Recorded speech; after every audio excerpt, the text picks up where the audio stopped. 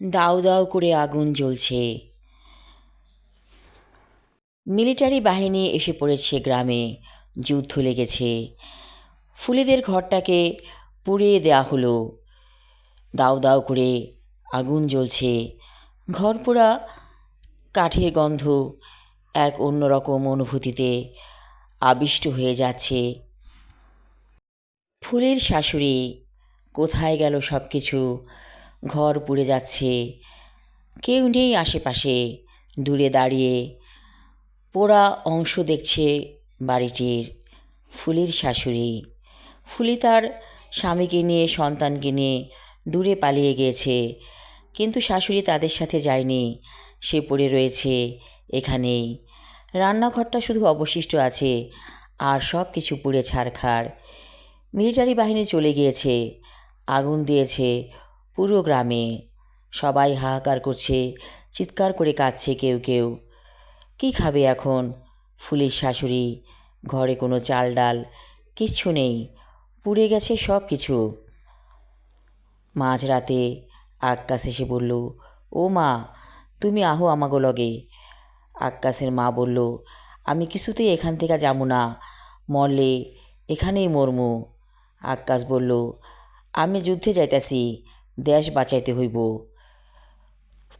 আক্কাসের মা বলল, যা, যদি যুদ্ধে শহীদ হস আমার কোনো দুঃখ নাই, কিন্তু দেশ স্বাধীন করতে হইব। চলে গিয়েছিল আক্কাস যুদ্ধে। তারপর বহু বছর কেটে গিয়েছে, আক্কাস আর ফিরে আসেনি। ফুলির বিয়ে হয়ে গিয়েছে অন্য কারোর সাথে। আক্কাস কি মরে গিয়েছে নাকি ফিরে আসবে? আক্কাসের মা দিন গুনে, বছর গুনে। সে ভাবে আক্কাস আসবে, একদিন অবশ্যই ফিরে আসবে। হঠাৎ রাতের বেলা দরজায় কড়া নাড়ে কেউ। আক্কাসের মা দরজা খুলে দেখে আক্কাস দাঁড়িয়ে আছে সামনে। চিৎকার করে কাঁদে আক্কাসের মা, বাজান, তুমি ফিরে আইসো, আমি জানতাম তুমি ফিরে আইবা। আক্কাস বলে, মা, আমার বউ নাই, পোলা নাই, তাতে কি হয়েছে? দেশ তো স্বাধীন করছি। আক্কাসের মা বলে, আমার এই শূন্য ঘরে তুমি আলো করে আরেকটা বউ আনো। শূন্য ঘর আমার ভালো লাগে না। একদিন সত্যি আক্কাস বিয়ে করে ফেললো একটি মেয়েকে। মেয়েটি অনেক ভালো, বুদ্ধিমতী। সে ঘরটাকে নতুন রূপে সাজায়। আক্কাসের শূন্য ঘর আবার আলোয় ভরে উঠে।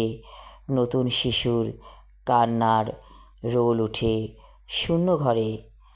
আমি আমার লেখা ছোট গল্প শূন্য ঘর পর্ব 2 এবং শেষ পর্ব পড়লাম। আশা রাখছি ভালো লাগবে সবার। ধন্যবাদ।